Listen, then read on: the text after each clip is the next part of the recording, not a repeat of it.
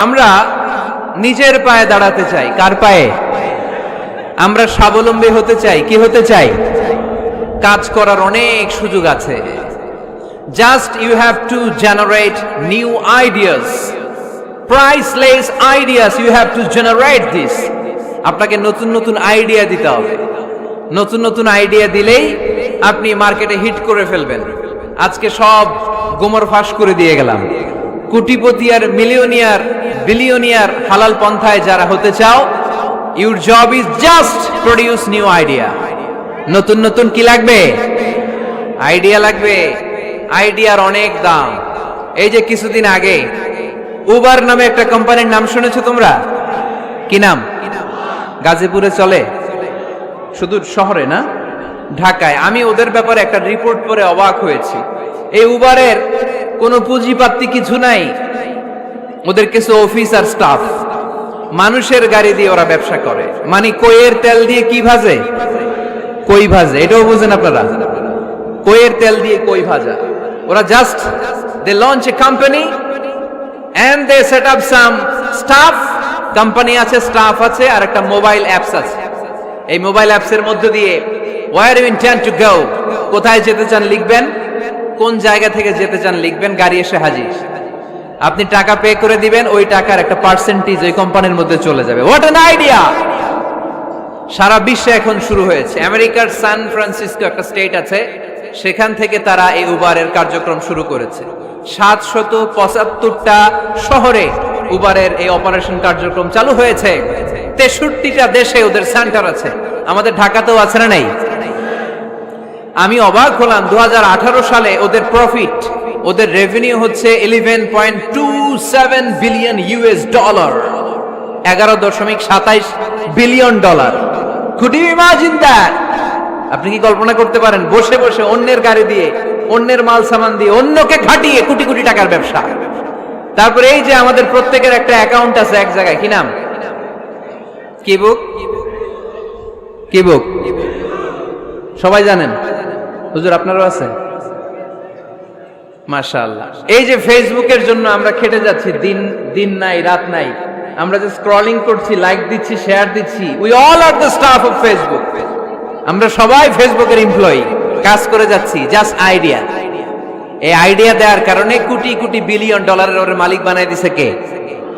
এজন্য নতুন নতুন আইডিয়ার দরকার আছে না নাই?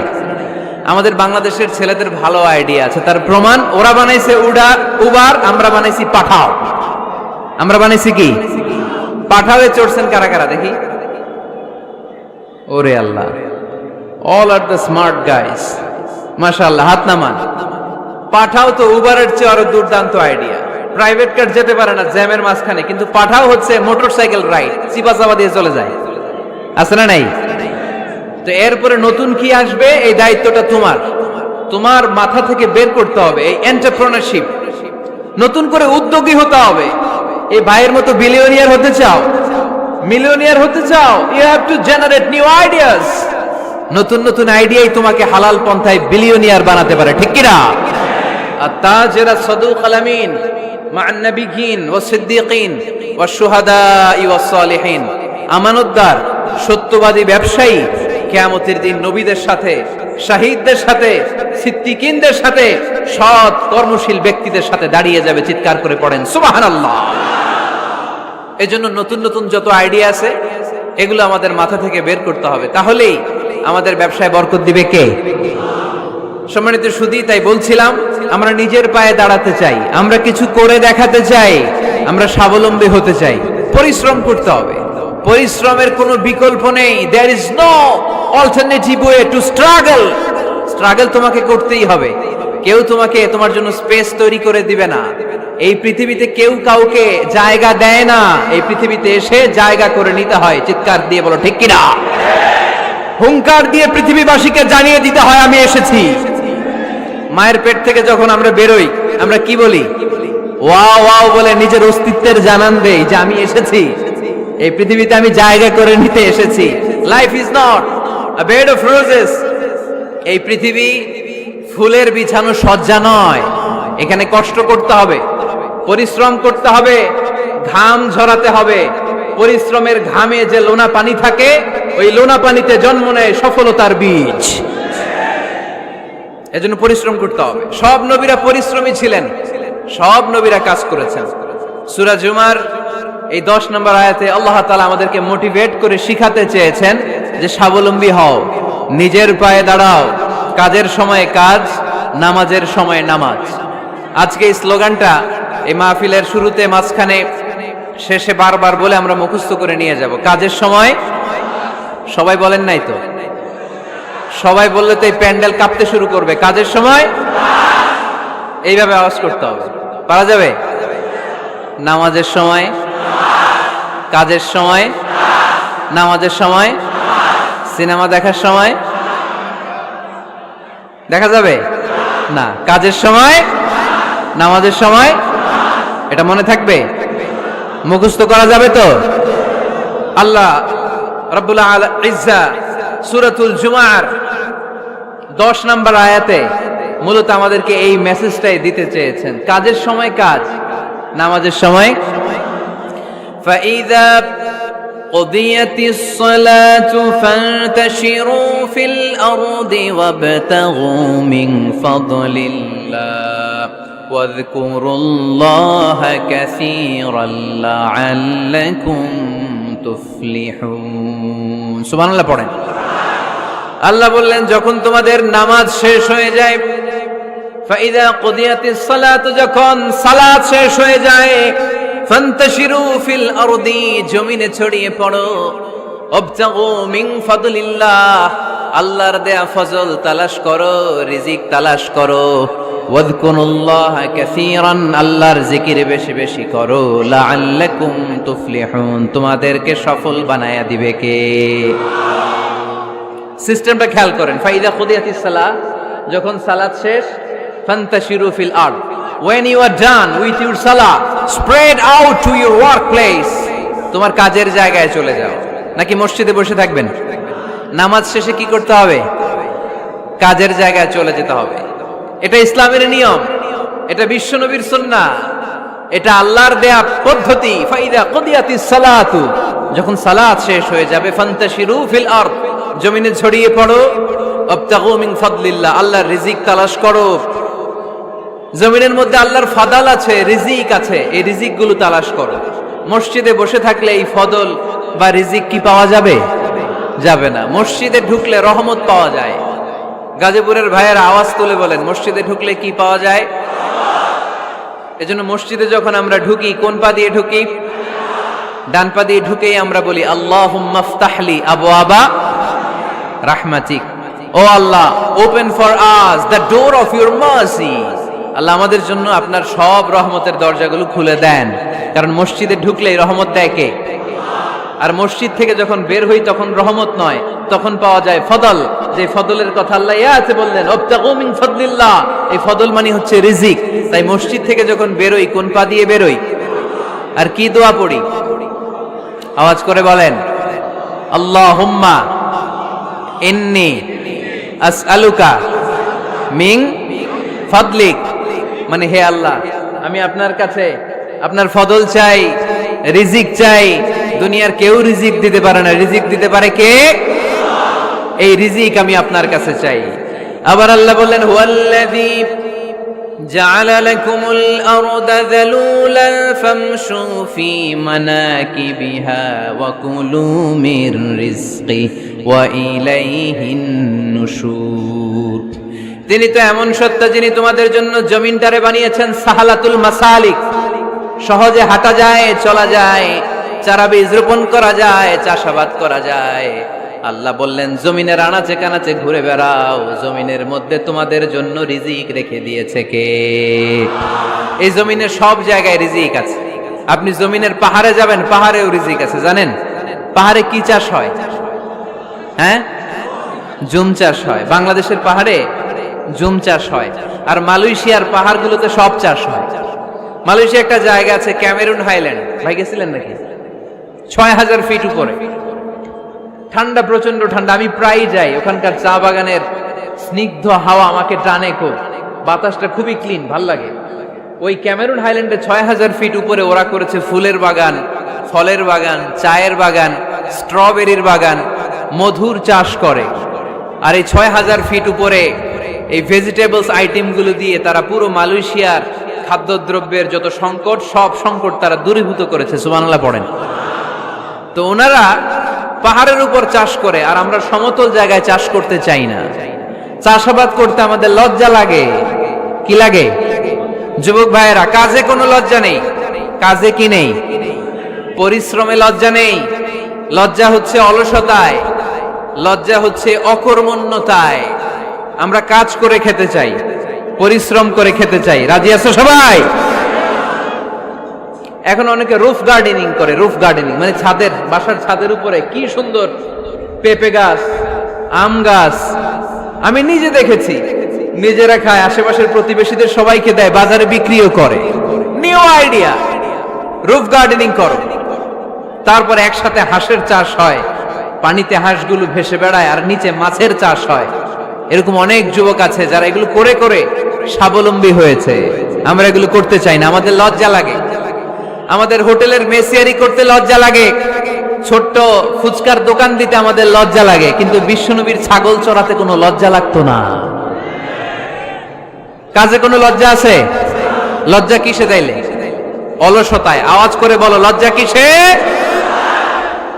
অলসতা করা যাবে না। অলসতাকে আজকের প্রোগ্রাম থেকে আমরা না বলে দিব। আমরা অলসতাকে বলে দিব নো। অলসতাকে আমরা কি বলবো? নো। আমরা অলস হতে চাই না, আমরা খেতে খেতে চাই, ঘাম ঝরাতে চাই।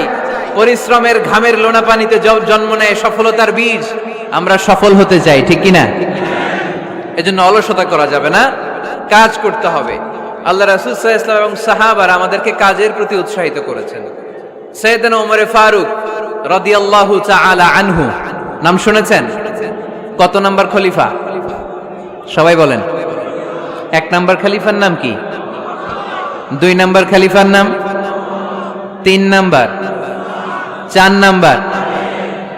রিদওয়ানুল্লাহি তাআলা আলাইহিম আজমাইন।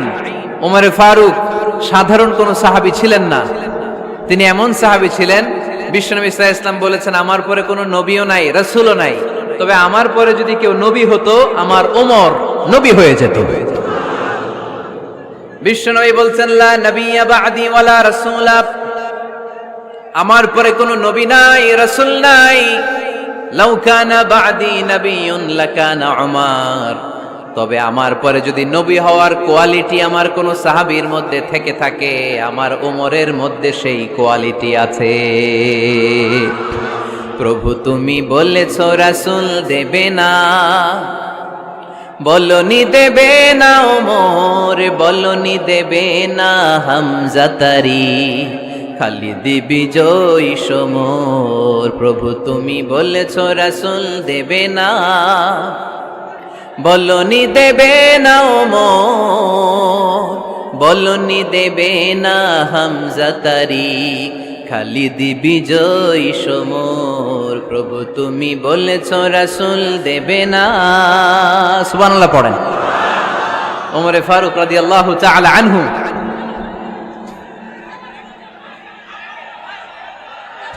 ভাইজান, দোয়া করে দিই, কষ্ট হচ্ছে অনেক। শেষ করে দিব, আলোচনা শেষ করে দিব। আর কয়েক মিনিট শুনবেন, শুনবেন শুনবেন তো বারবার এরকম আওয়াজ করলে কি শোনা যাবে? এই ছেলেরা, এই অডিও শোনো না তোমরা? অডিও, অডিওতে চেহারা দেখা যায় নাকি? বসো, তোমরা অডিও শুনবে, এরা ভিডিও দেখবে। বসো, আওয়াজ নাই। আমি শুরুতেই বলেছি কানগুলো খরগোশের মতো খাড়া করে শোনো। অডিও রেকর্ডের মধ্যে কি চেহারা দেখা যায়? এখানে যারা দেখতে পান ওই দিকে তাকা, ওই যে ওই যে ওখানে প্রজেক্টর আছে, আওয়াজ করা যাবে না। আলোচনার মাঝখানে বক্তাকে এত ডিস্টার্ব করলে বক্তা তার আলোচনার ফ্লো হারিয়ে ফেলে। সে কি বলছিল এটা সে ভুলে যায়। সে মাথার মধ্যে কি কি পয়েন্টস, কি কি মেসেজগুলো শেয়ার করার জন্য সে আগাচ্ছিল এটা সে ভুলে যায়। এজন্য আর কয়েক মিনিট কথা বলবো, আর কষ্ট দিব না আপনাদেরকে, একটু চুপ থাকবেন। দ্বিতীয় খলিফার নাম কি ছিল? সবাই বলেন, কি নাম?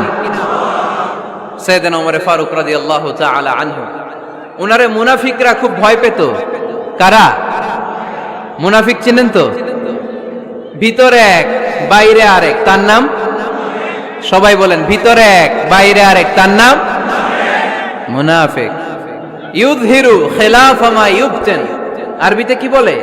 ইউযহিরু খিলাফা মা ইউবতিন, প্রকাশ করে একটা, ভিতরে আরেকটা। ভিতরে এক বাইরে আরেক, তার নাম? সবাই বলেন, ভিতরে এক বাইরে আরেক, তার নাম? আমরা কি মুনাফিক হতে চাই? এরা যখন যে সুবিধাজনক অবস্থানে থাকে তখন তার সাথে থাকে। ডান দিকে যে বলে আপনি ভালো, আমি আপনার দলের লোক। বায়ে যে বলে আরে না এটা খারাপ, আপনি ভালো, আমি আপনার দলের লোক। এরকম আছে না নাই? যখন যে ক্ষমতায় তখন তারে তেল মারে। যেদিকে বৃষ্টি আর তুফান ওইদিকে ছাতা ধরে। আছে না নাই? বাংলাদেশে একটা গান চলছিল কিছুদিন, শুনতাম, মধু হই হই বিষ হাবাইলা। সূরাতুল মুনাফিকুনের তাফসীর বোঝানোর জন্য এটা আমার জন্য খুব সহজ ছিল। মধু হই হই বিষ হাবাইলা। বলে মধু, বলে কি? বাটির মধ্যে নিয়ে আসছে, বলে এটা মধু, বলে কি? আসলে এটা কি? জোরে বলেন। আমরা কি মুনাফিক হতে চাই? না, আমরা কি হতে চাই? মুনাফিকরা হচ্ছে এদিকেও যায় না আবার ওদিকেও যায় না। মুযাবযাবিন, they all the time long in dilemma, they don't know where to go, they don't know where to proceed, কোন দিকে যাবে জানে না, ডানেও না বায়েও না, নেহি এদার নেহি ওদার, দারমিয়ান মে সাদার বাদার। এরকম আছে না? উপর দিয়া ফিটফাট, ভিতর দিয়া সদরঘাট। সদরঘাট এখনো ফিটফাট হয় নাই। তো এই মুনাফিকের অবস্থা হচ্ছে উপরে ফিটফাট, ভিতরে সদরঘাট। আমরা কি মুনাফিক হতে চাই? কি হতে চাই? মুমিন হতে চাই। এই মুনাফিকের দলগুলো মদিনাতুল মুনাওয়ারাতে ওমরে ফারুককে খুব ভয় পেত। ওমরে ফারুককে দেখলে তারা থারথার করে কাঁপতো। শুধু মুনাফিকরাই নয়, খোদ ইবলিস শয়তানও শয়তান ওমরে ফারুককে দেখলে ভয় পেত। আমরা আমাদের ছেলে মেয়েদেরকে যদি খাবার না খায় আমরা কি বলি? আম্মু খাবার খাও। কি আসবে? ভূত আসবে, বিড়াল আসবে, বাঘ আসবে। এগুলো গাজীপুরে বলে না বোধহয়। আপনাদের ছোট্ট মেয়েটা যদি রাত্রে খেতে না চায়, আপনারা লোকমা তুলে কি বলেন? এই তাড়াতাড়ি খাও। কি আসবে? ভূত, ভূত আসবে। তো মদিনার সমাজে মদিনার ছোট্ট কচিকাচা সোনারমণিরাও রাতে খেতে চাইতো না। মদিনাতুল মুনাওয়ারার মায়েরা রাত্রিবেলা খাবার নিয়ে বাচ্চাদেরকে বলতো, মা তাড়াতাড়ি খাও, হা হুয়া ইয়াতি উমর, ওই যে উমর আসতেছে, উমর ইসলামের দ্বিতীয় খলিফা। আশাদ্দুহুম ফি আমরিল্লাহি উমর, আল্লাহর জমিনে আল্লাহর দ্বীন বাস্তবায়নের জন্য সবচেয়ে শক্তিশালী ছিল ওমর। চিল্লায় পড়েন সুবহানাল্লাহ। এই ওমরে ফারুক রাদিয়াল্লাহু তাআলা আনহু যে রাস্তা দিয়ে হাঁটতো, শয়তান ওই রাস্তা রেখে দিয়ে অন্য রাস্তা দিয়ে হাঁটতো। মা সালাকা শাইতানু ফাজ্জান সালিকান ইল্লা সালাকা ফাজ্জান গায়রা ফাজ্জিক। বিষ্ণু বলছেন, ওমর, শয়তান তোমারে দেখে এত ভয় পায়, তুমি যে রাস্তা দিয়ে হাঁটো শয়তান তোমারে দেখলে ওই রাস্তা রেখে দিয়ে অন্য রাস্তা দিয়ে হাঁটে। চিল্লায় পড়েন সুবহানাল্লাহ। এদিকে কি হয়েছে? লোড বেশি হয়ে গেছে। এই এলাকায় কি এটাই সবচেয়ে বড় মাঠ? এর চেয়ে বড় মাঠ আর নাই। কি হয়েছে ওইখানে? কি হয়েছে? ধাক্কা আসছে, ধাক্কা। বসেন না, একটু বসেন না।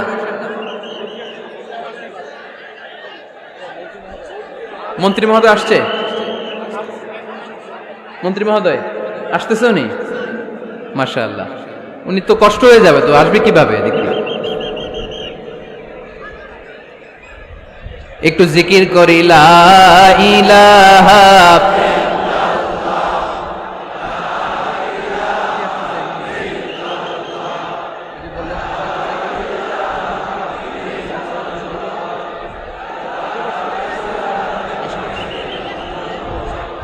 লা ইলাহা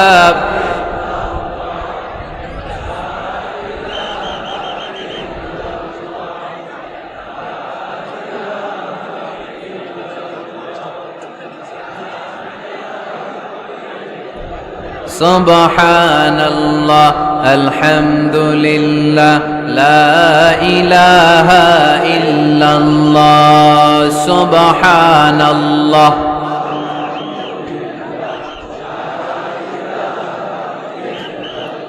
আল্লাহ নামের জিকির করবে যারা, আল্লাহর কাছে প্রিয় তারা। আল্লাহর কাছে প্রিয় যারা, জান্নাতে প্রবেশ করবে তারা। জোরে লা ইলাহা,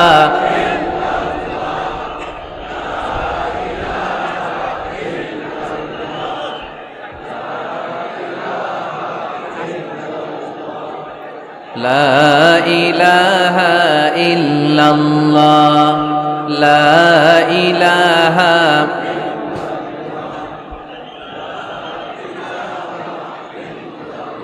লা ইলাহা ইল্লাল্লাহ মুহাম্মাদুর রাসূলুল্লাহ সাল্লাল্লাহু আলাইহি ওয়াসাল্লাম। সাইয়েদনা ওমর ফারুক মসজিদে নববীর ইমাম, মসজিদে নববীর কি ইমাম। আপনারা শুনতেছেন? এই ছেলেরা বসে যাও, বসে যাও, বসে যাও, বসে যাও। সাইয়েদনা ওমর ফারুক মসজিদে নববীর ইমাম। এদিকে তাকান, আমার দিকে তাকান, আমার দিকে তাকান। উনি প্রত্যেক নামাজের ইমামতি করতে আসতেন মসজিদে নববীতে। জোহরের নামাজে ইমামতি করলেন, ইমামতি করে দেখলেন নামাজ শেষ, সবাই বের হয়ে চলে যায়। এটাই ইসলামের নিয়ম, ঠিক কিনা? ফাইদা কুদিয়াতিস সালাতু ফান্তাশিরু ফিল আরদ ওয়াবতাগু মিন ফাদলিল্লাহ। নামাজের সময় খায়া ফেলাইছি, নামাজের সময়, কাজের সময়, নামাজের সময়, কাজের সময়। ফাইদা কুদিয়াতিস সালাহ, যখন নামাজ শেষ হয়, ফান্তাশিরু ফিল আরদ, জমিনে ছড়িয়ে পড়ো। এটা ইসলামের আইন। তার মানে আল্লাহ বোঝাতে চাইলেন নামাজের সময় মসজিদে চলে যাও। নামাজ যখন শেষ হয়ে যাবে, শিক্ষক চলে যাবে স্কুলে, কৃষক চলে যাবে ফসল খেতে, মেম্বার অব দ্য পার্লামেন্ট চলে যাবে সংসদ ভবনে, ব্যবসায়ীরা চলে যাবে শপিং মলে, ঠিক কিনা? কাজে চলে যাও। ওমর ফারুক নামাজের ইমামতি করিয়ে নামাজ শেষ করলেন, সবাই চলে গেল। ইয়ামান দেশ থেকে আসা কিছু লোক গোল হয়ে বসে আছে, জিকির আজকার করে, ইবাদত করে। এরা যায় না। এরা কি করে না? যায় না। আসরের নামাজে সাইয়েদনা ওমর ফারুক রাদিয়াল্লাহু তাআলা আনহু নামাজের ইমামতি করলেন। নামাজ শেষ, সবাই চলে যায়, এরা যায় না। মাগরিবের নামাজের পরেও এরা যায় না। এশার সালাতের পরেও এরা যায় না। এশার পরে উনি ধরলেন, মা বালুকুম মা খাতবুকুম, হোয়াটস রং উইথ ইউ ম্যান? তোমাদের কি সমস্যা? জোহর, আসর, মাগরিব, এশা প্রত্যেক সালাতের পরে সবাই যার যার কাজে চলে যায়, তোমরা যে যাও না? বাড়ি কই? বলি ইয়ামান। তো বসে থাকো কেন? কি করো? কই জিকির করি। কি করি? কি করি? জিকির আজকার করি, তাসবিহ তাহলিল করি, ইবাদত করি। তো তোমরা যে যাও না, তোমাদের খাবার দেয় কে? খাবারের ব্যবস্থা হয় কোত্থেকে? তারা বলল, আমাদের জিকির দেখে, আমাদের বুজুর্গি দেখে আশেপাশের লোকেরা পাতিল ভরে খাবার নিয়ে আসে, ওই খাবার আমরা খাই। নাহনু আল মুতাওয়াক্কিলুনা আলাল্লাহ, আমরা আল্লাহর উপর তাওয়াক্কুল করে এখানে বসে থাকি। ওমরে ফারুক বললেন, সর্বনাশ, তোমরা যদি মুতাওয়াক্কিলুনা আলাল্লাহ হও তাইলে কেমনে হবে? তোমরা তো মুতাওয়াক্কিলুনা আলাল্লাহ নাও, তোমরা হচ্ছে আল মুতাওয়াক্কিলুন বা'দুকুম আলা বা'দ, আল্লাহর উপর তাওয়াক্কুলকারী নয়। তোমরা যারা পাতিলের মধ্যে করে খাবার নিয়ে আসে তাদের উপর তাওয়াক্কুল করে বসে আছো, ঠিক কি না? তোমাদের জিকিরও চলে, আবার মাথায় টেনশনও চলে, পাতিল কি ছোট আসবে না বড় আসবে, খাবারে আমার ভাগেরটা থাকবে কি থাকবে না, টেনশন আছে না নাই? কারণ অন্যের উপর নির্ভরশীল, নিজেরা রান্না করে নাই, নিজে তো বাজার করে নাই, নিজের তো অ্যারেঞ্জমেন্ট বলতে কিছু নাই, আরেকজন যা দিয়ে যাবে ওইটা খাবে। ওমরে ফারুক বুঝালেন, আরে বোকা, এটারে তাওয়াক্কুল বলে না। তোমার সাধ্যে যতটুকু আছে তার সবটুকুন করার পরে তুমি তাওয়াক্কুল করবে একজনের উপর, তিনি কে? এক সাহাবী বললেন, ইয়া রাসূলুল্লাহ, ইয়া হাবিবাল্লাহ সাল্লাল্লাহু আলাইহি ওয়াসাল্লাম, আমি অনেক দূর থেকে সফর করে এসেছি, এই যে আমার ওটের রশিটা, এটা ছেড়ে দিয়ে যদি আমি ঘুমিয়ে যাই, আল্লাহর উপর তাওয়াক্কুল করি, আমার ওটটা বসে থাকবে নাকি? বিষ্ণু বললেন, না, এটারে তাওয়াক্কুল বলে না। ওটের রশি রেখে দিয়ে ঘুমাইলে তোমার উট দৌড় দিবে। এ আকিলহা সুম্মা তাওয়াক্কাল আলাল্লাহ, ওটের রশিটা আগে দড়ি দিয়ে ভালো করে গাছের সাথে বাঁধো, তারপরে তাওয়াক্কুল করবে একজনের উপর। তিনি কে? আগে বাঁধতে হবে, তারপরে তাওয়াক্কুল। আগে কাজ করতে হবে, তারপরে তাওয়াক্কুল। এক লোক বড় হুজুরের কাছে দোয়া চাইছে, হুজুর আপনি দোয়া করবেন আল্লাহ যেন আমার একটা ছেলে সন্তান দেয়। কি দেয়? কথা বুঝে নাই বোধহয়। কি দেয়? ছেলে সন্তান দেয়। তো হুজুর অনেক দোয়া করে দিছে, বড় হুজুর আল্লাহ তারে তুমি ছেলে সন্তান দিও। তো ছেলে সন্তান হয় নাই। তার পরের বছর এসে আবার হাজির, হুজুর একটু দোয়া করেন আমার জন্য আল্লাহ একটা ছেলে সন্তান দেয়। হুজুর আবার দোয়া করলেন, কিন্তু ছেলে আর হয় নাই। পরের বছর এসে আবার হাজির, কি দোয়া করবো বাপ? বলে হুজুর দোয়া করেন আল্লাহ যেন আমার একটা ছেলে সন্তান দেয়। হুজুর আবার দোয়া করলেন। এর পরের বছর এসে আবার হাজির, কয় হুজুর ছেলে সন্তান। হুজুরকে ঘটনা কি? ঘটনা কি? এর সন্তান হয় না কেন? বললো বাবা তুমি কি বিয়ে করছো? কয় না। তো বেটা বিয়ে না করলে তোর সন্তান হবে কোত্থেকে? আগে তো বিয়ের পর্বটা সার, তারপরে তাওয়াক্কুল করবি কার উপর? বিষ্ণু বললেন তাগদু খিমাসান তারুহু বিতানান, পাখিগুলোর মতো যদি সকালবেলা তাওয়াক্কুল করে বের হয়ে যাও, প্রতিটা পাখি, আপনাদের গাজীপুর এলাকায় পাখির বাসা আছে নাকি? কি পাখি আছে? বাবুই পাখি। হ্যাঁ, কি পাখি? সব আছে। তো এই পাখিগুলো এই গাজীপুরের বিভিন্ন গাছপালার উপরে যে নিড় বানিয়েছে বাসা, দেখবেন সকাল বেলায় এই পাখিগুলো আল্লাহর উপর তাওয়াক্কুল করে বের হয়ে যায়। এই পাখিগুলো জানে কোন জায়গায় ওর রিজিক আছে। এই পাখিগুলোর রিজিকের ব্যবস্থা করলো কে? সারাদিন শেষে পাখিগুলো আবার ওদর পূর্তি করে পাখিগুলোর নিড়ে ফিরিয়ে দেয় কে? জানে না কোথায় খাবার আছে। আমাদের ফ্রিজ আছে, ফ্রিজ, ডিপ ফ্রিজ, 7 দিনের বাজার করে ডিপ ফ্রিজের মধ্যে খাবার রেখে দেই। পাখিদের ডিপ ফ্রিজ আছে নাকি? আমাদের টাকা বেশি ঘরের মধ্যে হয়ে গেলে ব্যাংকের মধ্যে অ্যাকাউন্টে ফেলে দিয়ে আসি। পাখিদের কোনো ব্যাংক অ্যাকাউন্ট আছে নাকি? তারুহু তাগদু খিমাসান তারুহু বিতানান, সকালবেলা পাখিগুলো কিচির মিচির আল্লাহর জিকির করে বের হয়ে যায়। বিকেল বেলা প্রতিটা পাখির পেটে খাবার দিয়ে আবার ফিরিয়ে দেয় কে? এটার নাম তাওয়াক্কুল। ওমরে ফারুক বললেন তোমরা যা করছো এটা তাওয়াক্কুল নয়। নামাজের পরে বের হয়ে যাবা, আল্লাহর জমিন যে আবাদ করবা, কৃষি কাজ করবা, ব্যবসা করবা, বাণিজ্য করবা, চাকরি করবা, আবার নামাজের সময় ঘরে আসবা। এর মাধ্যমে তোমার ঘরে যে হালাল রিজিকের ব্যবস্থা আল্লাহ করে দিবে, এটার নাম হলো তাওয়াক্কুল। পড়েন সুবহানাল্লাহ। গোটা জমিনটা আমাদের, গোটা জমিন আমাদের জন্য আল্লাহ দিয়েছেন। যেখানে যাবেন রিজিকের ব্যবস্থা আছে না নাই? আপনাদেরকে শোনাইছি না যে বাংলাদেশের পাহাড়ে কি চাষ হয়? ওখানে জুম রেখেছে আল্লাহ। মালয়েশিয়ার ক্যামেরুন হাইল্যান্ডে আল্লাহ ফলের বাগান, ফুলের বাগান রেখেছে। আবার আপনি সাগরের মধ্যে নামলে রিজিক আছে না নাই? কি আছে? মাছ। সুবহানাল্লাহ কইবেন না? ওয়ালাকাদ কাররামনা বানি আদম ফাহামালনাহুম ফিল বাররি ওয়াল বাহরি ওয়া রাযাকনাহুম মিনাত তাইয়্যিবাত। রব্বুল আলামিন বলেন আমি পুরো বনি আদমকে সম্মানিত করেছি, জলে স্থলে সব জায়গায় মানব জাতিকে বিচরণের সুযোগ করে দিয়েছি। আর মানুষের জন্য আমি আল্লাহ হালাল রিজিকের ব্যবস্থা করেছি। সুবহানাল্লাহ পড়েন। হালাল রিজিকের ব্যবস্থা আল্লাহ করেছেন। এজন্য everyone should be energetic, everyone should be active. আমাদেরকে অ্যাক্টিভ হতে হবে, এনার্জেটিক হতে হবে। শ্রম করে করে, কষ্ট করে করে আমাদেরকে আগাতে হবে। স্রষ্টা আমাদেরকে একটা যুদ্ধে ঠেলে দিয়েছেন, সংগ্রাম করে করে আমাদেরকে বেঁচে থাকতে হয়, ঠিক কিনা? এই জমিনে যখন আমরা এসেছি তখনই আমি সংগ্রাম করেছি। বিশ্বাস করেন, একজন স্বামীর 1 ফোঁটা বীর্যের মধ্যে যদি 20 কোটি শুক্রাণু না থাকে, কয় কোটি? আরো জোরে। 20 কোটি শুক্রাণু যদি না থাকে, 20 কোটি বা 2 কোটি শুক্রাণু যদি না থাকে, তাহলে ওই শুক্রাণু থেকে কোনো মানব সন্তান মায়ের পেটে জন্ম নেয় না।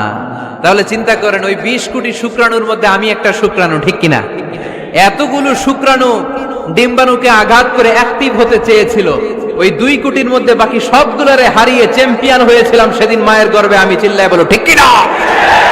সেদিন আমার হাত ছিল না, সেদিন আমার পা ছিল না, আমার চোখ ছিল না, আমার রেসপিরেটরি সিস্টেম ছিল না, আমার ব্রেন সচল ছিল না, আমার মামা ছিল না, আমার দাদা ছিল না, আমার গায়ে শক্তি ছিল না। ওই কঠিন পরীক্ষায় যদি 2 কোটি কম্পিটিটরকে আমি হারিয়ে বিজয় লাভ করতে পারি, এই জমিনের বুকেও আমার কেউ হারাতে পারবে না। চিল্লায় বলো ঠিক কিনা? আমরা এসেছি বিশ্বকে জয় করার জন্য, জয় করার জন্য। আবার যখন মায়ের পেট থেকে বের হই তখন আমাকে সংগ্রাম করে বেরোতে হয়। এইখানে তোমরা আমার ছোট্ট সোনামণিরা সিজারে হইছো কারা কারা? দেখি সিজারে, যে হুজুর আমি সিজারে পৃথিবীতে এসেছি। হাত তোলো। কয়েকজন হাত তুলছে, মাশাআল্লাহ। ঠিক আছে, অসুবিধা নাই, হাত নামাও। এটা একটা প্রাকৃতিক নিয়ম। মায়ের পেট থেকে পৃথিবীতে আমরা এইভাবে আসি। কেউ প্রাকৃতিক পদ্ধতিতে আসি, কেউ সিজারে আসি। যারা সিজারে আসছে তারা এই কষ্টটা সহ্য করে নাই, তাদের অন্য ধরনের স্ট্রাগল পৃথিবীতে আসার পরে। কিন্তু আমরা যারা নরমাল প্রসেসে এসেছি সেই সময়টার কথা খেয়াল করেন। আমাদের দেহের সাইজ অনেক বড়, আমাদের ওজন অনেক বেশি, কিন্তু আমাদের মায়ের যেই অঙ্গটা দিয়ে আমরা পৃথিবীতে এসেছি ওই জায়গাটা বড় সরু। খুব ছোট্ট একটা জায়গা দিয়ে এই বিশাল দেহ নিয়ে আমাকে সংগ্রাম করে আসতে হয়েছে, ঠিক কিনা? এবং এটা ল্যাবরেটরিক্যালি প্রুভড, সায়েন্টিফিক্যালি অ্যাটাস্টেড যে এটা একজন বাচ্চার জন্য, নবজাতক নিউ বর্ন বেবির জন্য খুবই স্বাস্থ্যকর, খুবই হেলদি। কারণ এই ছোট্ট জায়গাটা দিয়ে, মায়ের ওই ছোট্ট অঙ্গ দিয়ে আমরা যে পৃথিবীতে আসি, আমাদেরকে একটা চাপ সহ্য করতে হয়। ওই চাপের কারণে আমার নাকের ভিতরে, কানের ভিতরে যে ধরনের দূষিত গ্লিসারিন আছে, পদার্থ আছে, এগুলো সব বের হয়ে যায়। আর এই প্রচন্ড চাপটা আমাদের দেহটাকে কর্ম সহিষ্ণু হয়ে গড়ে তুলতে সাহায্য করে। কোন সুবহানাল্লাহ। নিয়ে আসেন এখানে, নিয়ে আসেন শেষের দিকে। এভিডেভিট নাই, পরে হবে। তাহলে আপনারা দায়িত্ব নিয়ে এভিডেভিট করবেন, শুধু শাহাদা পড়বে আমার হাতে। ঠিক আছে, ফাইন। সেই দিন আমরা স্ট্রাগল করে পৃথিবীর বুকে এসেছিলাম। যেদিন মায়ের পেট থেকে যুদ্ধ করে আমাকে পৃথিবীতে আসতে হয়েছে, ওই দিন আমার কান ছিল? এখনকার মতো কানের শক্তি ছিল? এখন যে হাতে শক্তি, ওই শক্তি ছিল? ওই কঠিন পরিস্থিতিতে যদি আমি সংগ্রাম করে টিকে থাকতে পারি, বর্তমান সময়ে আমাদেরকে কেউ আটকায় রাখতে পারবে না, পারবে না। ইন্নাকা কাদিহুন ইলা রাব্বিকা কাদহান ফামুলাকি। আল্লাহ বললেন, ও বনি আদম, তোমাকে কষ্ট করতে করতে আমার কাছে আসতে হবে। আবার আল্লাহ বললেন, লাকাদ খালাকনাল ইনসানা ফি কাবাদ। আমি বনি আদমকে, দুনিয়ার সবগুলো মানুষকে কর্মসহিষ্ণু করে তৈরি করেছি। সুবহানাল্লাহ বলেন। কর্মসহিষ্ণু। আমাদের এক একজন মানুষ যে আমরা কতটা কষ্ট আর ধৈর্য সহ্য করতে পারি আপনি কল্পনাও করতে পারবেন না। নরমাল প্রসেসে আমাদের মা যেদিন আমাদেরকে ডেলিভারি দিয়েছিলেন, তখন আমাদের মা 57 ইউনিট প্লাস। সুস্থ মানুষ ব্যথা সহ্য করতে পারে 45 ইউনিট। কত ইউনিট? কিন্তু আমাদের মা যেদিন আমাদেরকে দুনিয়ার বুকে এনেছিলেন, সেদিন আমার মা, আপনার মা ব্যথা সহ্য করেছিল 57 ইউনিট প্লাস, 57 ইউনিটেরও বেশি। এই ব্যথাটা সাধারণ কোনো ব্যথা নয়। একটা অ্যাক্সিডেন্টে আপনার দেহের 20টা হাড় বা হাড্ডি ভেঙে গেলে যত ব্যথা, তার চেয়েও বেশি ব্যথা আমার মা সহ্য করেছিলেন। আমার মাকে ওই দিন এই ব্যথাগুলো সহ্য করার তৌফিক দিয়েছিলেন কে? তাহলে কি পরিমাণে কষ্ট সহিষ্ণুতার, কর্ম সহিষ্ণুতা নিয়ে যে আমরা জন্মাই, আমাদের কোনো ধারণাই নাই। এজন্য আমি প্রায় বলি, ছেলে মেয়েদেরকে, সন্তানকে ননির পুতুল করে গড়ে তুলবেন না। ছেলে মেয়েদেরকে কষ্ট সহিষ্ণু করে গড়ে তোলেন। প্রতিকূল পরিবেশে কি করে নিজের অস্তিত্ব জানান দিতে হয়, এমন করে আমরা আমাদের মুসলমান সন্তানদেরকে গড়ে তুলবো। চিল্লায় বলেন ঠিক কি না? লাকাদ খালাকনাল ইনসানা ফি কাবাদ। আমি মানুষকে দুঃখ কষ্টের মধ্যে তৈরি করেছি। আসসালামু আলাইকুম। আল্লাহ আছেন? আপনার সাথে ফোনে কথা হয়েছিল? মোহতারামকে একটা চেয়ার দেন। আছে? দেন দেন, ছোট্ট আছে। আলহামদুলিল্লাহ, আপনাদের এলাকার, আপনাদের মা ও মাটির সন্তান, গণমানুষের নেতা, মুক্তি যুদ্ধ বিষয়ক মন্ত্রণালয়ের মাননীয় মন্ত্রী মহোদয় আখম মোজাম্মেল হক সাহেব ইতিমধ্যে আমাদের মাঝখানে এসে উপস্থিত হয়েছেন। আমরা সবাই পড়ি আলহামদুলিল্লাহ। গত রাতে ওনার সাথে ফোনে কথা হয়েছে, তো আমি ভাবিনি যে এত ব্যস্ততার মধ্য দিয়ে উনি চলে আসবেন। আপনাদের কাজেই ব্যস্ত থাকতে হয়। আমরা আসলে অনেকে জানি না যে এমপি মন্ত্রীরা কতটা ব্যস্ত থাকে। জনপ্রতিনিধিরা আপনাদের নানা কাজে, নানা জায়গায় ব্যস্ত থাকতে হয়, বিভিন্ন মিটিং। ওই দিন আমি কুমিল্লা জেলার ডিসি সাহেবের সাথে একটা মিটিং ছিল, দেখলাম যে অনেক লোক ওখানে ভিড় করে আছে। আমি যে ছোট্ট একটা সালাম বিনিময় করব, মিটিংটা সারবো, সুযোগই হচ্ছিল না, অনেক ব্যস্ত থাকে ওনারা।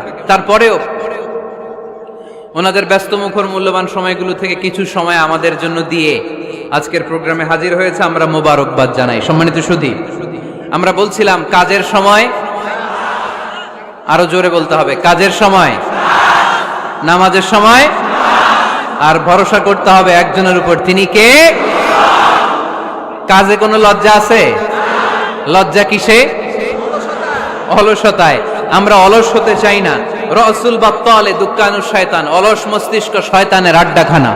আমরা নিজের পায়ে দাঁড়াতে চাই, আমরা স্বাবলম্বী হতে চাই, আমরা সাস্টেইনেবল ডেভেলপমেন্ট গোলের পক্ষে, আমরা মিলেনিয়াম ডেভেলপমেন্ট গোলের পক্ষে, আমরা বাংলাদেশকে উন্নতির শিখরে নিয়ে যাওয়ার পক্ষে। চিল্লায় বলেন ঠিক কিনা? আমরা আগে দুনিয়ার কল্যাণ চাই, এটা ইসলামের নিয়ম। আগে কি আখেরাত চাই না আগে দুনিয়া চাই? জোরে বলেন। আরে দুনিয়াতে ভালো থাকলেই তো আখেরাতে ভালো থাকবেন। এজন্য আল্লাহ আমাদেরকে শিখালেন, পড়ো রব্বানা আতিনা ফিদ দুনিয়া হাসানাহ ওয়া ফিল আখিরাতি হাসানাহ ওয়া কিনা আযাবান নার। আয় আমাদের রব, এই দুনিয়ার বুকে আপনি আমাদেরকে কল্যাণ দেন, আখিরাতের বুকে আপনি আমাদেরকে কল্যাণ দেন, আগুনের শাস্তি থেকে আল্লাহ আপনি আমাদেরকে বাঁচিয়ে দেন। পড়ে না আমিন। তাহলে আগে দুনিয়া, তবে দুনিয়াকে হৃদয়ে স্থান দেয়া যাবে না। দুনিয়াকে বশ করে হাতে নিব, কিন্তু হৃদয়ে থাকবে আখিরাত। জোরে বলতে হবে ঠিক কিনা? নিজ হাতে উপার্জিত সম্পদের চেয়ে শ্রেষ্ঠ কোনো সম্পদ আর হতে পারে না। আমার দিনমজুর ভাইয়েরা, কুলি মজুর ভাইয়েরা, রিকশাওয়ালা ভাইয়েরা, ফ্যাক্টরি ওয়ার্কার যারা, আপনারা আল্লাহর কাছে অনেক সম্মানিত। আপনাদের উপার্জন হালাল, আপনাদের এক পা এমনি জান্নাতে ঢুকে আছে। এখন শুধু এক পা ঢুকাইলে চলবে? পা কয়টা? আরেকটা ঢুকানোর দরকার আছে না নাই? আপনাদের উপার্জন হালাল, আপনারা 5 ওয়াক্ত সালাত পড়বেন, মানুষের হক নষ্ট করবেন না, আব্বা আম্মার দোয়া নিবেন, দ্বিতীয় পাটাও জান্নাতে ঢুকায় দিবে কে? মা আকালা আহাদুন তুআমান কাত্তু খায়রুম মিন আইয়াকুলা মিন আমালি ইয়াদিহি। নিজের হাতে উপার্জিত সম্পদের চেয়ে, খাবারের চেয়ে শ্রেষ্ঠ সম্পদ আর হতে পারে? আমার রিকশাওয়ালা ভাই, তার উপার্জন হালাল না হারাম? আমার কুলি মজুর ভাই, উপার্জন হালাল না হারাম? মাথার গাম পায়ে ফেলে ফ্যাক্টরি ওয়ার্কাররা যে বেতনটা পায়, এটা হালাল না হারাম? তাদের দোয়াকে কবুল করে নিবে কে? এজন্য যুবক ভাইরা, never under estimate any job. কোন জবকে, কোন চাকরিকে ছোট করে দেখার সুযোগ নাই, কারণ আমার উপার্জন হালাল হলেই ওই হালাল উপার্জনে বরকত দিবে কে? Whether it's the small or big, you don't care.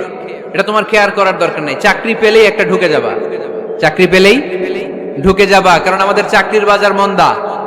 আমাদের বাংলাদেশ, ভারতে কোন একটা চাকরির জন্য চেয়েছে 8 পাস, ওইখানে অ্যাপ্লাই করে ডক্টরেট ডিগ্রি দাঁড়িয়ে আছে না নাই? এত কষ্ট করে চাকরি পাওয়া পৃথিবীর কোথাও লাগে না, কারণ আমাদের পপুলেশন বেশি। তাই চাকরির জন্য আমাদের বসে থাকা লাগবে না, আমাদেরকে উদ্যোক্তা হতে হবে, আমাদের এন্টারপ্রেনার হতে হবে। শুরুতে যেটা বলেছিলাম, আমাদের আইডিয়াকে কাজে লাগাতে হবে, ঠিক কিনা? আর যাই করব আমরা ভালোভাবে করব। ভালোভাবে করলে ওই কাজে বরকত দেয় কে? ভালোভাবে করার জন্য আল্লাহ তাআলা সূরাতুল মুলকে আমাদেরকে গাইডলাইন দিয়েছেন।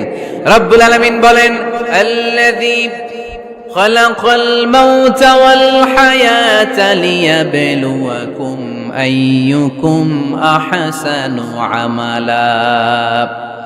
তিনি এমন সত্তা যিনি তোমাদের তৈরি করেছেন, জীবন আর মৃত্যুকে তৈরি করেছেন এই জিনিসটা পরীক্ষা করবার জন্য, তোমাদের মধ্য থেকে কে ভালোভাবে কাজ করে।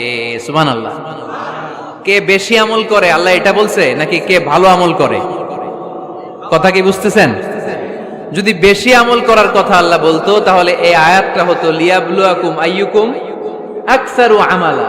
কিন্তু আল্লাহ কি এই আয়াতে আকসারু আমালা বলেছে? আলেম যারা আছেন তারা আমার সাথে সাথে বলেন, আল্লাহ কি আকসারু আমালা বলেছে?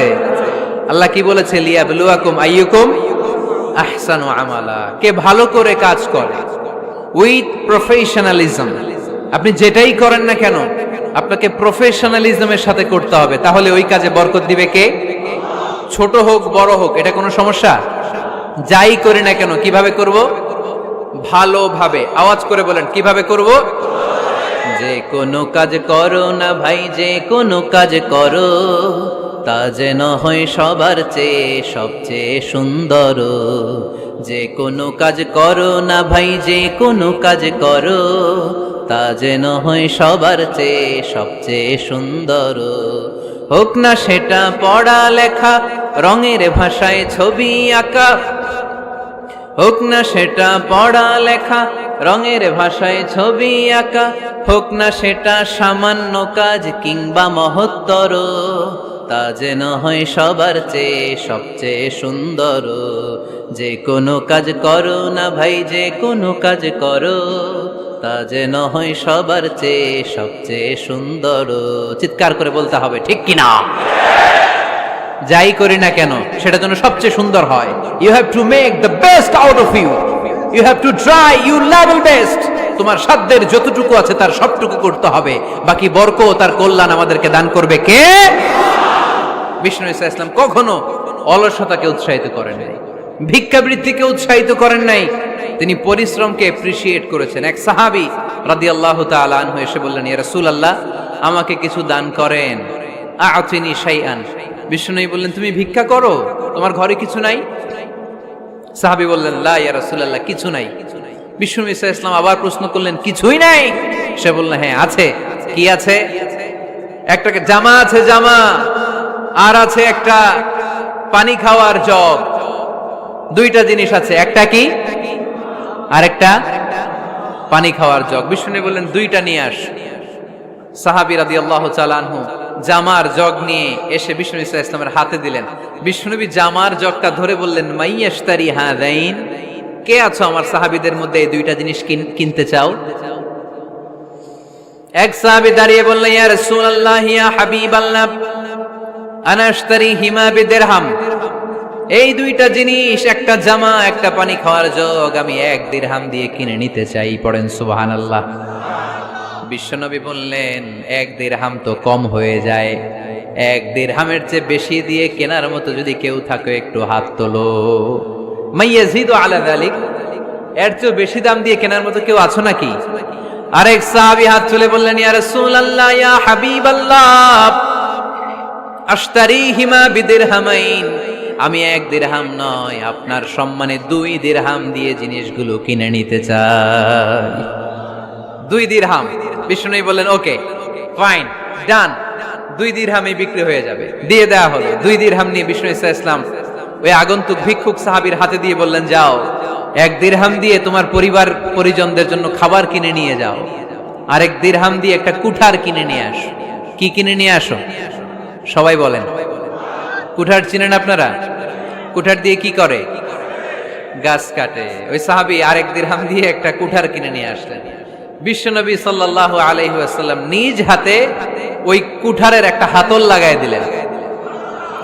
সুবহানাল্লাহ পড়তে পারলেন না মজা করে? হাতল ছাড়া কুঠার ধরা যায়? ধরা যায় না। বিশ্বনবী কাঠের একটা হাতল লাগায় দিলেন। এই হাতলটা দিয়ে বিশ্বনবী বললেন, try to imagine the attitude of the last messenger Muhammad sallallahu. He changed the world for the better and made us better creature. তার নাম কি? কি নাম? He was Muhammad sallallahu alayhi wa sallam.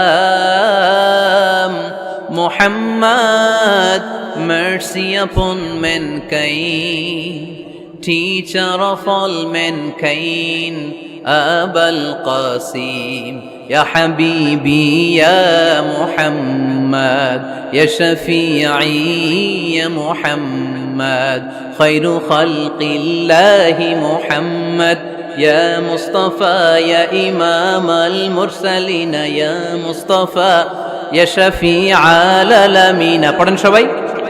يا مصطفى يا إمام المرسلين يا مصطفى يا شفيع العالمين. He taught us to be just and kind and to feed the poor and hungry, help the wafer and the orphan child, and to not be cruel and miserly. His speech was soft and gentle, like a mother stroking her child. His mercy and compassion were most radiant when his smile was Muhammad sallallahu alayhi wasallam.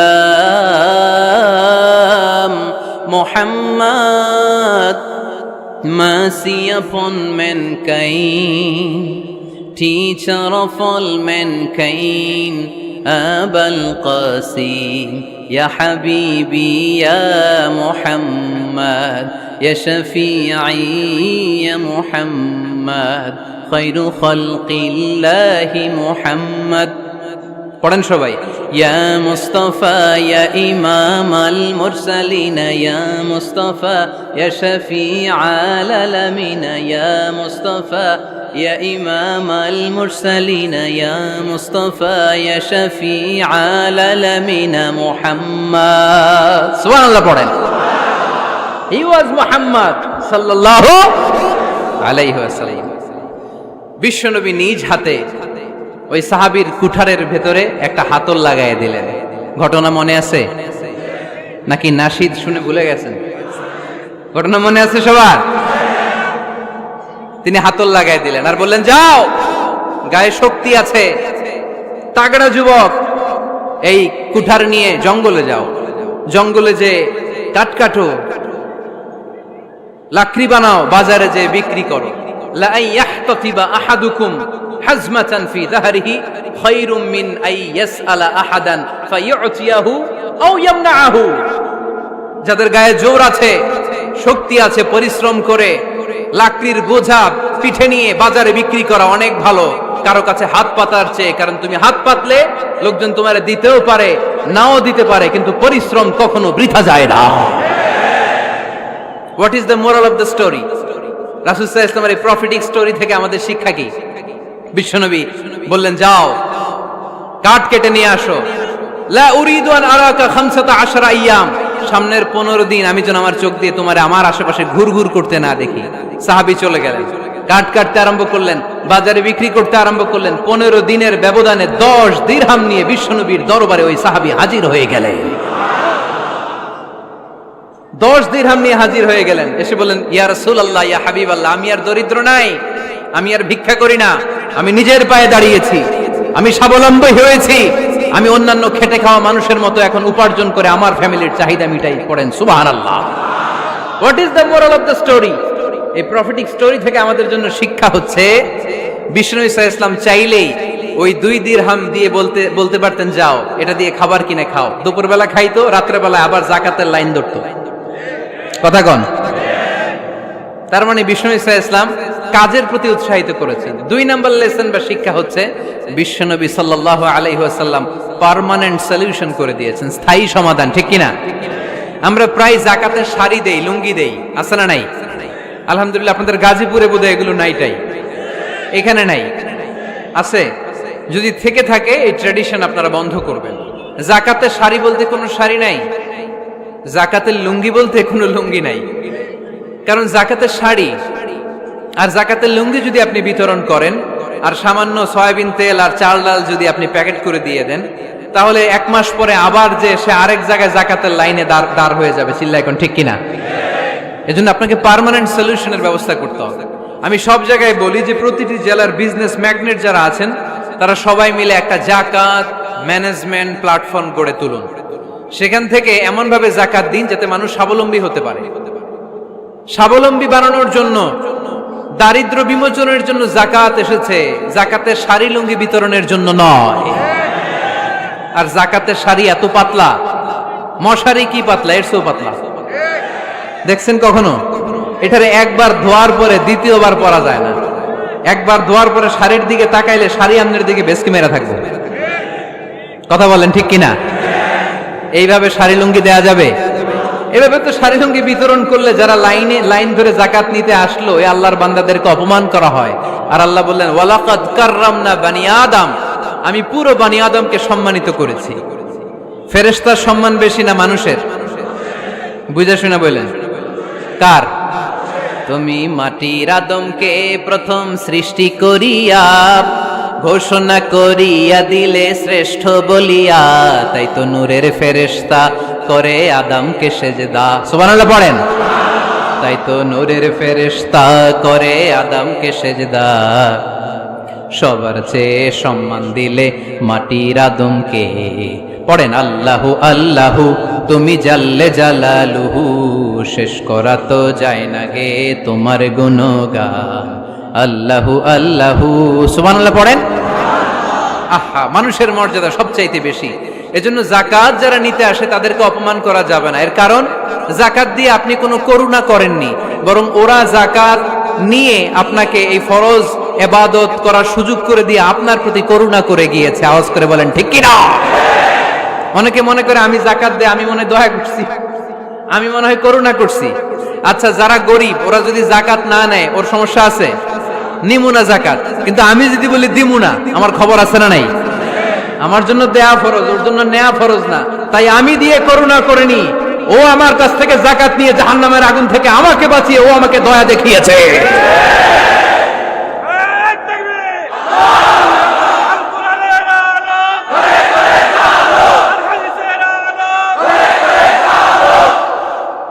এজন্য যাকাত দারিদ্র বিমোচনের জন্য। কিভাবে যাকাত দিবেন? আপনি যাকাতের টাকা দিয়ে খেয়াল করবেন, একটু ক্রস চেক করে নিতে হবে, ডবল চেক করে নিতে হবে। যেই ফ্যামিলিতে যাকাত দিবেন কর্মক্ষম উপার্জনের মতো করতে পারে এরকম ছেলে আছে কিনা, থাকলে ওর একটা অটো রিক্সা কিনে দেন, সিএনজি কিনে দেন। ওই সিএনজি চালিয়ে ওর ফ্যামিলিটা দিব্যি চলে যাবে, ঠিক কিনা? ওর একটা অস্ট্রেলিয়ান গাভী কিনে দেন, ওই গাভীর দুধ বিক্রি করে ফ্যামিলিটা স্বাবলম্বী হয়ে যাবে, ঠিক কিনা? লক্ষ্মীপুরে আমি ওয়াজ করলাম, বলল হুজুর আমরা এভাবে একটা যাকাত ম্যানেজমেন্ট প্ল্যাটফর্ম গড়ে তুলেছি, এখানে আমরা টাকা জমিয়ে জমিয়ে আমাদের এলাকার যে সমস্ত ছেলেগুলো কর্মক্ষম, তাদের ঘরে টাকা পয়সা নাই, আমরা যাকাতের টাকা দিয়ে ওদেরকে প্রবাসী বানিয়ে দেই, বিদেশে পাঠিয়ে দেই। ওর কষ্ট অর্জিত সম্পদ দিয়ে ওর ফ্যামিলি এখন দেদারসে চলছে, কোনো যাকাতের লাইনে যে তারা নিজেদেরকে আর অপমান বোধ করছে না। এইভাবে যাকাত দিতে হবে। দিলটারে একটু খোলেন, হাতটারে একটু খোলেন, তাহলে হৃদয়টারে খুলে দিবে কে? দে যাকাত, দে যাকাত তোরা দে রে যাকাত, দে যাকাত, দে যাকাত তোরা দে রে যাকাত। তোর দিল খুলবে পরে, আগে খুলু খাত। দে যাকাত, দে যাকাত তোরা দে রে যাকাত। পড়েন আমিন। এই যাকাতের মাধ্যমে আমরা আমাদের বাংলাদেশকে স্বাবলম্বী করতে চাই। রাজি আছেন সবাই?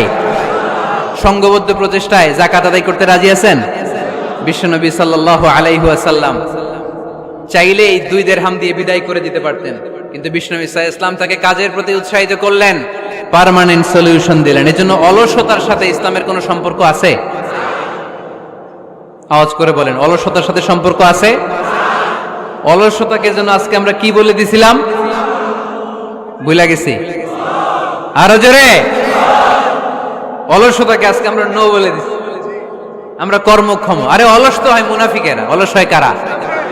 وَإِذَا قَامُوا إِلَى الصَّلَاةِ قَامُوا كُسَالَى يُرَاءُونَ النَّاسَ وَلَا يَذْكُرُونَ اللَّهَ إِلَّا قَلِيلًا।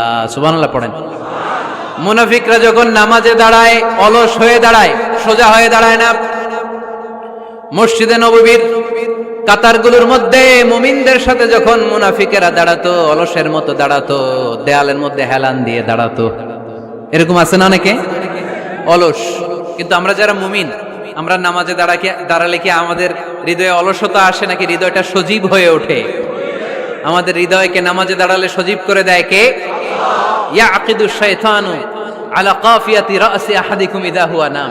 আমরা যখন রাতে ঘুমোতে যাই, শয়তান আমাদের মাথার পিছনে অলসতার 3টা গিট মারে। কি মারে? এই যে রশি দিয়ে এরকম বাঁধে, যে এটার গাজীপুরে আপনারা কি বলেন? গিট্টু। হ্যাঁ, গিট্টু। আচ্ছা, তো শয়তান আমরা যখন ঘুমোতে যাই আমাদের মাথার পেছনে অলসতার 3টা গিট্টু মারে। আমরা যখন ঘুম থেকে উঠে ঘুম থেকে ওঠার দোয়া পড়ে আলহামদুলিল্লাহিল্লাযী আহইয়ানা বা'দা মা আমাতানা ওয়া ইলাইহিন নুশুর, আমরা ঘুমালেই 3টা গিট্টু মেরে শয়তান একটা মন্ত্র পড়ে দেয়, আলাইসা লাইলুন তাবিলুন ফারকুদ, আরে ঘুমা অনেক লম্বা রাত, আরে ঘুমা অনেক লম্বা রাত, আরে আরামসে ঘুম মার অনেক লম্বা রাত। এই মন্ত্র পড়ে 3টা গিট মারে। আমরা যখন ঘুম থেকে উঠে ঘুমের দোয়া পড়ে ফেলি, একটা গিট্টু খুলে দেয় কে? আবার ঘুম থেকে উঠে দোয়া পড়ার পরে ফাইদা তাওয়াদ্দা ইনহাল্লাত উকদা, ওয়াশরুমে ঢুকে ইস্তেনজা করে যখন আমরা ওযু করে ফেলি, অলসতার দ্বিতীয় গিট্টু খুলে দেয় কে? ফাইন সাল্লাত ইনহাল্লাত উকদা, ওযু করার পরে মুসাল্লা বিছিয়ে যখন নামাজের জন্য দাঁড়িয়ে যায়, অলসতার 3 নাম্বার গিট্টুটাও খুলে দেয় কে? ফাসবাহা নাশীতান তাইয়িবান নাফস, he become enthusiastic, he become very active, he become very energetic। বিষ্ণু ঈসা ইসলাম বললেন তখন সে এনার্জেটিক হয়ে ওঠে, অ্যাক্টিভ হয়ে ওঠে, সজীব।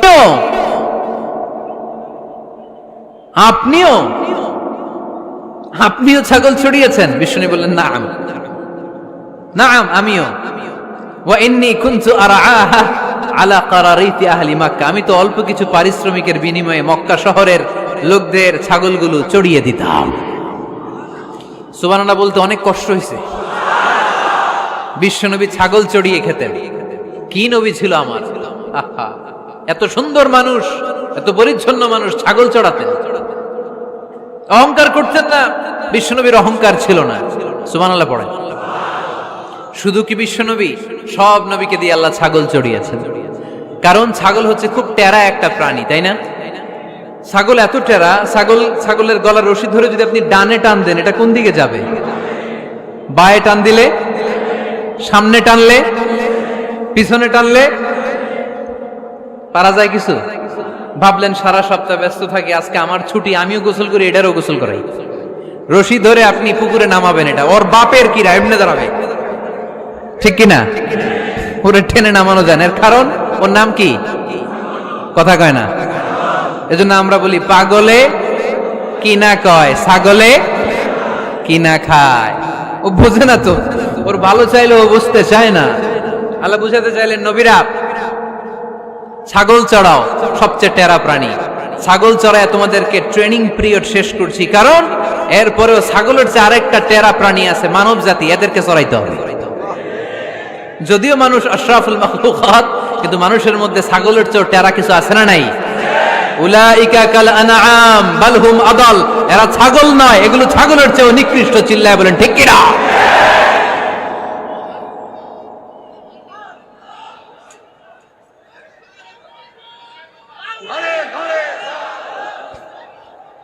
এই এরকম আওয়াজে স্লোগান দিলে চলবে? আওয়াজ করে একজন স্লোগান দাও তো, কোরআনের স্লোগান দাও একজন, আওয়াজ করে।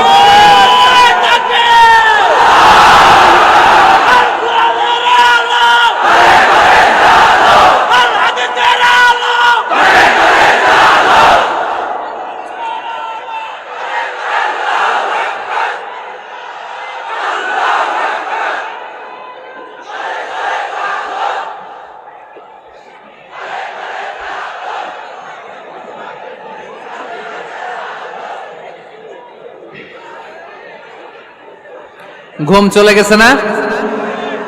হ্যাঁ, এখনো আছে। আওয়াজ তুলে পড়েন লিল্লাহে তাকবীর, লিল্লাহে তাকবীর, লিল্লাহে তাকবীর। সব নবীরা ছাগল চড়িয়েছেন।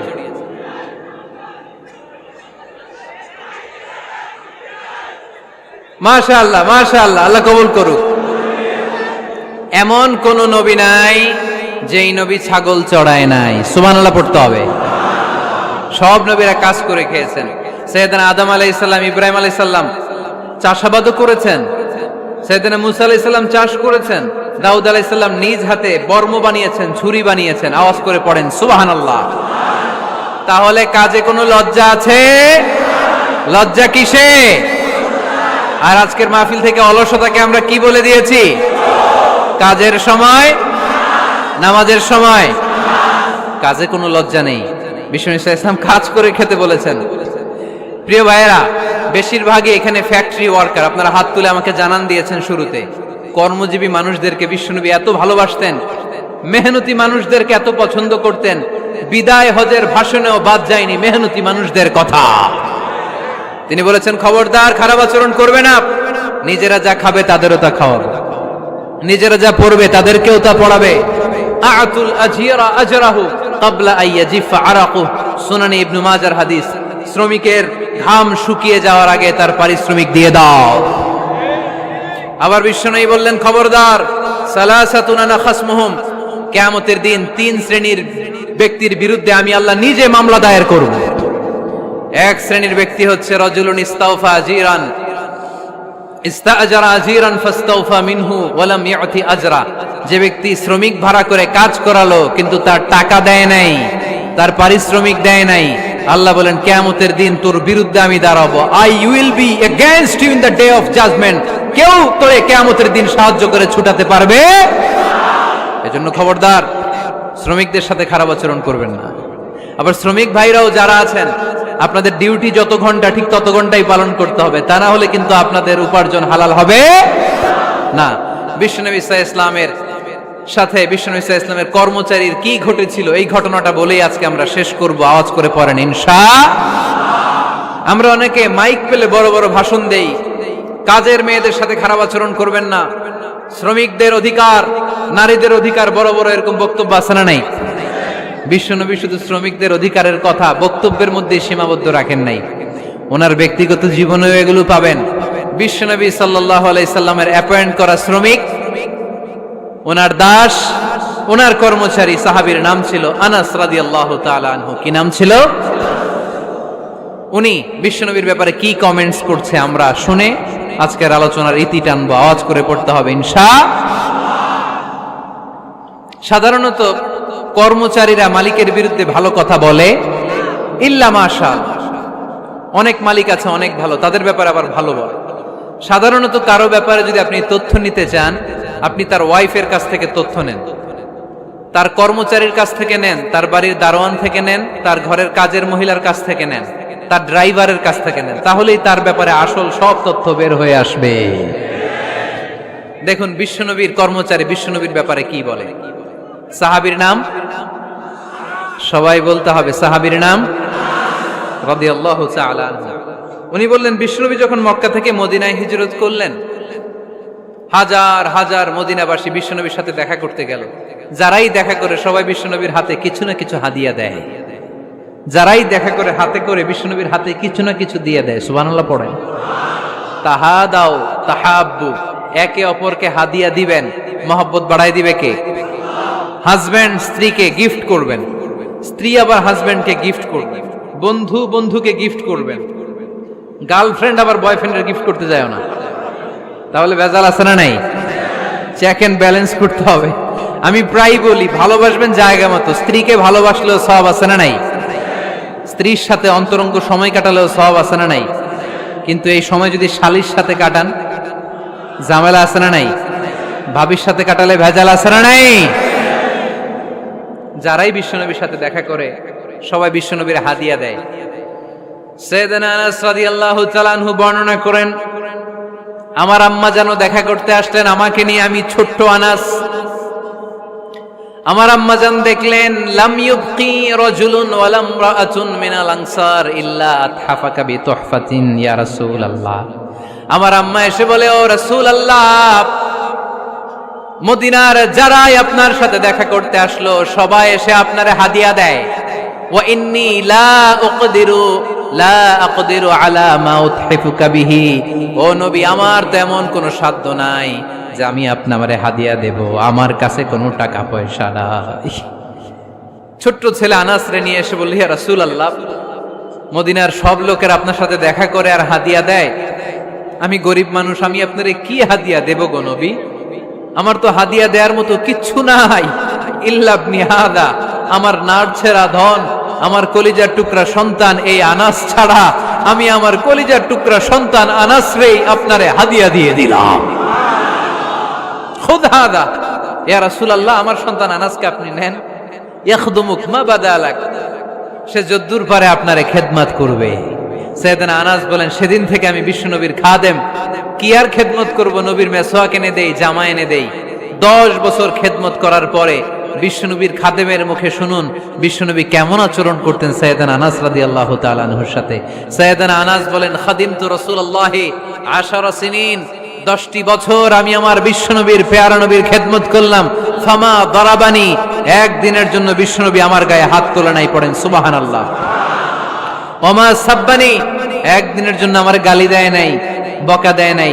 ওমা আবাসা ফি ওয়াজহি, একদিনের জন্য বিশ্বনবী বিরক্তির চেহারা নিয়ে আমার দিকে তাকায় নাই, ভ্রু কুচকে এরকম আমার দিকে তাকায় নাই। আমরা রেগে গেলে বিরক্ত হলে কি করি? আমাদের ভ্রুগুলো কুচকে যায়।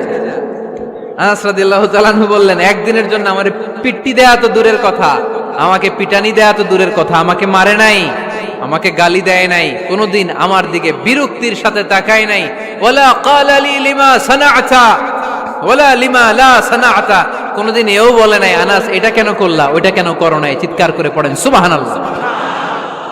এজন্য বিশ্ব নবীর মতো আমাদেরকে আমাদের শ্রমিকদের সাথে, অধীনস্থ কর্মচারীদের সাথে আচরণ করতে হবে। রাজি আছি তো সবাই?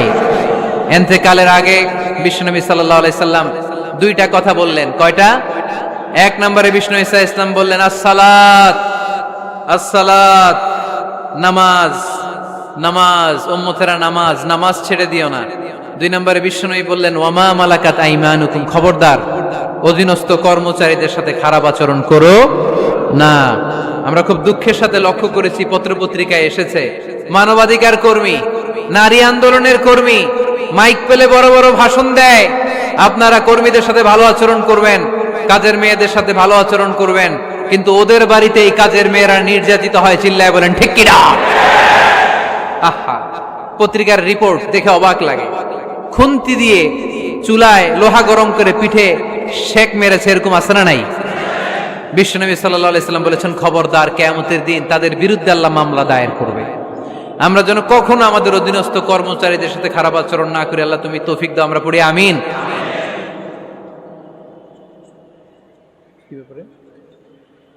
এজন্য শ্রমিক মালিকের সম্পর্ক হচ্ছে চেক এন্ড ব্যালেন্সের সম্পর্ক। যারা শ্রমিক তাদের দায়িত্ব হচ্ছে মালিকের যে হক সেটা আদায় করা, যত ঘন্টা তার সাথে চুক্তি হয়েছে তার পুরোটা আদায় করা। আর মালিকের উচিত অধীনস্থ কর্মচারীদের সাথে ভালো আচরণ করা। আমরা যেন এই চেক এন্ড ব্যালেন্স করতে পারি, আল্লাহ তুমি তৌফিক দাও। যে আয়াত দিয়ে শুরু করেছি ওই আয়াত দিয়ে শেষ করব। আল্লাহ বলেছেন ফাইদা কুদিয়াতিস সালাতু ফান্তাশিরু ফিল আরদ, যখন নামাজ শেষ হয়ে যায় জমিনে ছড়িয়ে পড়ো, রিজিক তালাশ করো। আবার নামাজের সময় হলে মসজিদে চলে আসো। তার মানে কাজের সময়, আওয়াজটা ছোট হয়ে গেল, চিল্লায় বলতে হবে, কাজের সময়, নামাজের সময়। পরিশ্রমে কোনো লজ্জা নেই, লজ্জা হলো আর অলসতাকে আজকের মাহফিল থেকে আমরা সবাই কি বলে দিলাম? মনে থাকবে সবার?